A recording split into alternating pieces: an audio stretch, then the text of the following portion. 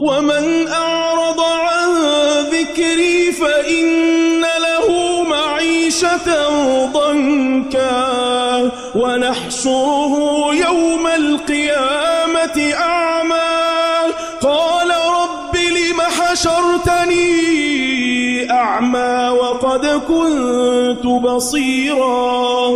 قال كذلك أتتك آياتنا فنسيتها وكذلك اليوم تنسى وكذلك نجزي من أسرف ولم يؤمن بآيات ربه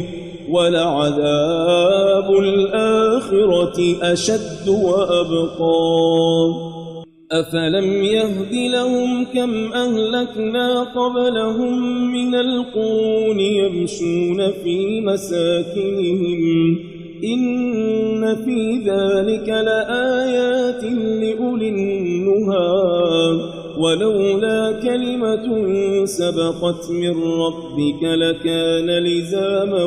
وأجل مسمى فاصبر على ما يقولون وسبح بحمد ربك قبل طلوع الشمس وقبل غروبها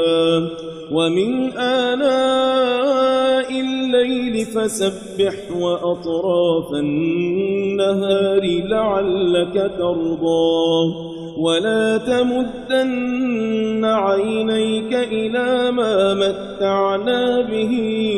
أزواجا منهم زهرة الحياة الدنيا لنفتنهم فيه ورزق ربك خير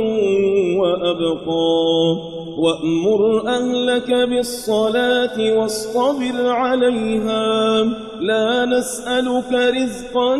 نحن نرزقك والعاقبة للتقوى وقالوا لولا